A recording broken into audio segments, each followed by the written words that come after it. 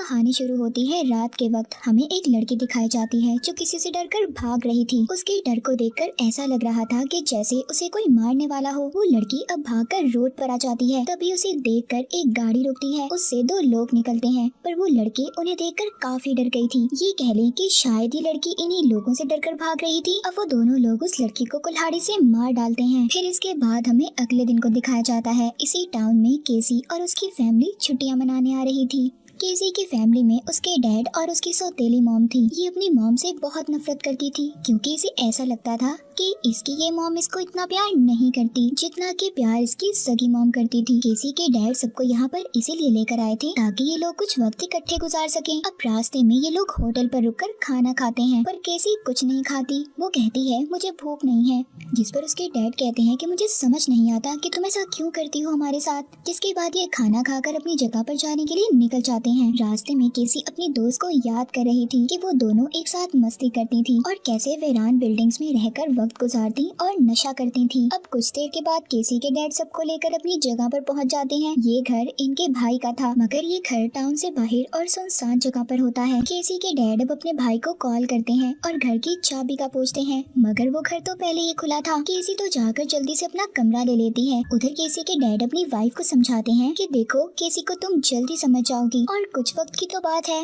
वो भी तुम्हारी इज्जत करने लगेगी। अब रात को खाना खाते वक्त केसी की अपनी मॉम से बहस हो जाती है, जिस बात पर उसके डैड उसको बहुत डांटते हैं। केसी को बहुत गुस्सा आ रहा था। वो अपने डैड की गाड़ी लेकर टाउन में चली जाती है। अब वो बार में जाती है, वहाँ पर शराब मांगती है, मगर वो बार वाला आदमी उसे शराब देने से इनकार कर देता है। कहता है कि मुझे लगता है अभी तो तुम 18 साल की भी पूरी नहीं हो। जिस पर केसी उसको अपना नकली आईडी कार्ड दिखाती है। तभी वहीं पर एक आदमी आकर केसी को तंग करने लगता है।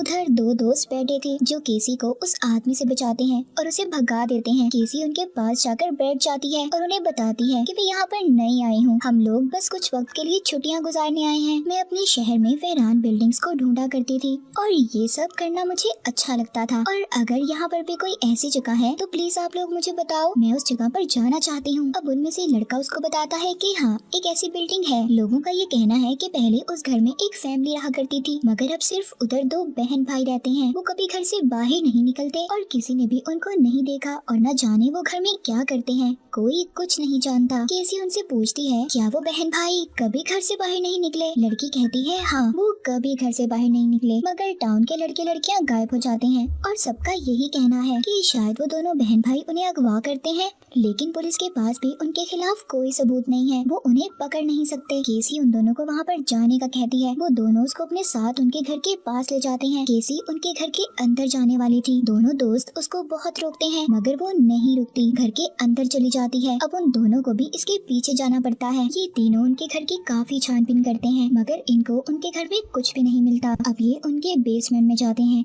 जहाँ पर इन्हें बहुत ज्यादा बदबू आ रही थी। वो एक चादर को देखते हैं जिस पर खून ही खून लगा हुआ था, और वहीं पर कैमरा भी था जिसमें लड़की की वीडियो देखते हैं। ये उसी लड़की की वीडियो रिकॉर्डिंग थी जिस लड़की को हमने कहानी के शुरू में देखा था। मतलब वो दो लोग यही बहन भाई थे। उस वीडियो में ये बहन भाई उस लड़की को मार रहे थे। ये देखकर तीनों समझ जाते हैं कि ये दोनों कातिल हैं। तभी इन्हें बाहर से आवाज आती है। अब वो बहन भाई अपने घर आ चुके थे, जिन्हें देखकर ये उनके घर में ही छुप जाते हैं, और मौका देखते ही दोनों दोस्तों खिड़की से कूदकर बाहर आ गए थे, मगर वहाँ पर केसी का पाँव हुक में फंस गया था और वो अब इनकी दादी के कमरे में पहुंच जाती है, जहां वो पड़ा हुआ एक ढांचा देखती है जो इनकी दादी का ही था। ये इन्होंने क्यों रखा था कोई नहीं जानता था। वो बहुत डर जाती है और जल्दी से वो भी खिड़की से भाग निकलती है, मगर उन कातिलों में से जो बहन थी वो उस पर गोली चला देती है। वो गोली केसी की गाड़ी पर जाकर लगती है। वो तीनों वहाँ से भाग जाते हैं। तभी उसका भाई आता है और उसे पूछता है कि हम इन लोगों को कैसे पहचानेंगे। बहन कहती है फिक्र ही मत करो, मैंने उनकी गाड़ी पर गोली चलाई थी, उसी के निशान से हम इन्हें पहचान लेंगे।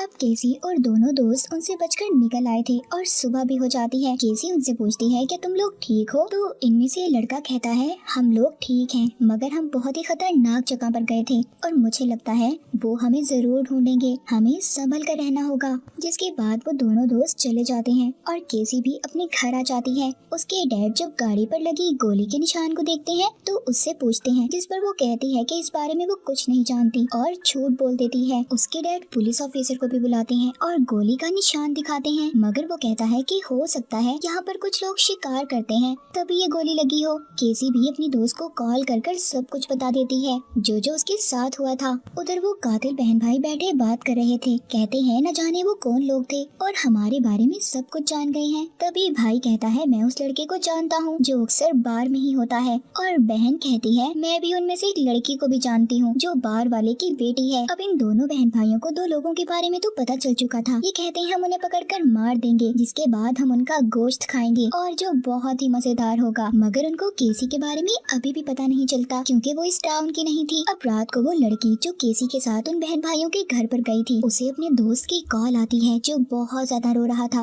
और कहता है प्लीज मुझे बचा लो। अब जब भी अपने दोस्त के घर पर जाती है उसे बचाने के लिए, तो देखती है दोनों कातिल बहन भाइयों ने उसके दोस्त को पकड़ा हुआ था और अब इस लड़की को भी पकड़कर अपने साथ ले जाते हैं। जब इनको होश आता है तो ये दोनों दोस्त उनकी बेसमेंट में थे। इनको उन्होंने बांधा हुआ था। यहाँ पर अभी इनसे पूछते हैं कि बताओ वो दूसरी लड़की कौन थी। दरअसल यहाँ पर ये केसी के बारे में पूछ रहे थे। लड़का जो बहुत ज्यादा डरा हुआ था वो केसी के बारे में सब कुछ इन्हें बता देता है, जिसके बाद ये दोनों इन्हें मार देते हैं। लड़के की लाश को भाई अपने एक जानवर को खिला देता है और लड़की को पकाकर दोनों बहन भाई बहुत ही मजे से खा जाते हैं। अब इनको केसी के बारे में भी पता चल चुका था। उधर केसी जो बहुत ज्यादा परेशान थी, उसकी मॉम उससे पूछती है क्या तुम ठीक हो, मगर वो कोई जवाब नहीं देती और अपनी मॉम को कुछ बातें सुनाकर उन पर गुस्सा कर वहाँ से चली जाती है। वो वहाँ से भागकर जंगल में आ गई थी। वहाँ पर उसे कुछ अजीब तरह की आवाजें सुनाई देती हैं। वो डर जाती है और फिर वापस से अपने घर की तरफ आ जाती है। यहाँ पर हम देखते हैं कि उन दोनों बहन भाइयों ने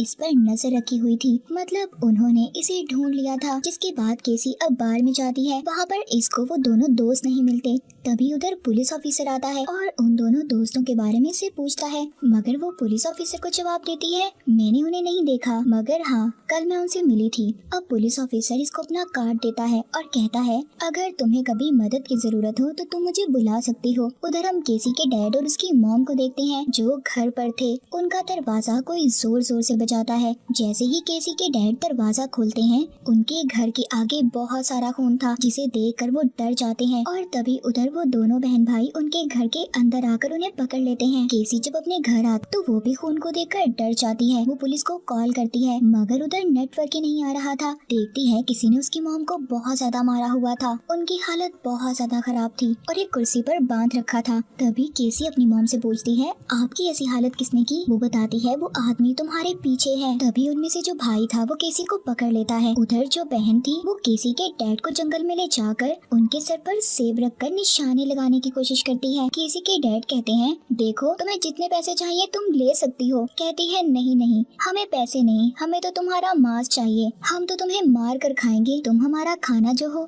अब वो उसके डैड पर गोली चला देती है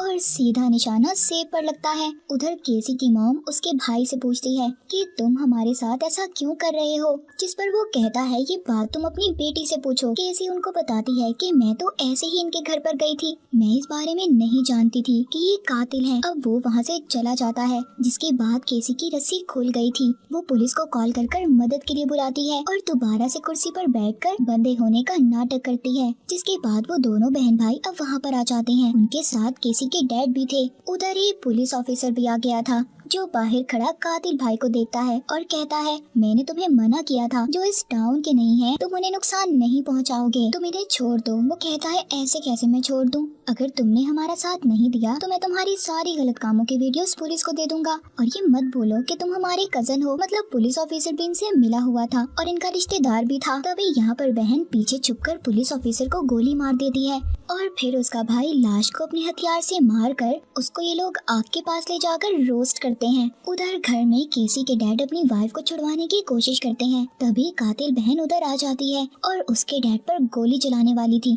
तभी वो उसको पकड़ लेते हैं, पर वो चाकू से उन पर हमला कर देती है। जब केसी के डैड की वाइफ उन्हें बचाने आती है तो उन पर भी ये चाकू से हमला कर देती है। तभी केसी उधर अपने डैड की गन लेकर आ जाती है और उसके हाथ पर गोली चला देती है, फिर खुद खिड़की से भागकर चली जाती है। उधर कातिल बहन जब अपने भाई के पास आती है, जो अपने ही कजन पुलिस ऑफिसर को रोस्ट कर खा आ रहा था। वहीं पर उसके पास केसी के डैड भी थे, जिनको इन्होंने अभी भी पकड़ा हुआ था। भाई कहता है अगली बारी तुम्हारी है, तुम्हारा गोश्त भी बहुत मजेदार होगा। जिसके बाद वो अपनी बहन को केसी को ढूंढने जंगल में भेज देता है। जैसे ही उसे ढूंढने जाती है, केसी इस पर पीछे से हमला कर देती है और कुल्हाड़ी से इसे मार डालती है और फिर इसके भाई के पास जाकर इन्हीं की बड़ी सी बंदूक से उस पर भी गोली चला देती है, जिससे वो आग में ही गिर जाता है और वहीं पर जलकर मर जाता है। इस तरह केसी ने अपने मॉम डैड को बचा लिया था। इसकी मॉम जो कि बहुत जख्मी थी, अब उनको हॉस्पिटल ले जाया जाता है। कुछ टाइम के बाद वो भी ठीक हो गई थी। ये सब बहुत खुश थे क्योंकि अब ये एक अच्छी फैमिली बन चुके थे। केसी अपनी सौतेली मॉम के साथ बिल्कुल ठीक हो गई थी। ये मूवी यहीं पर खत्म हो जाती है।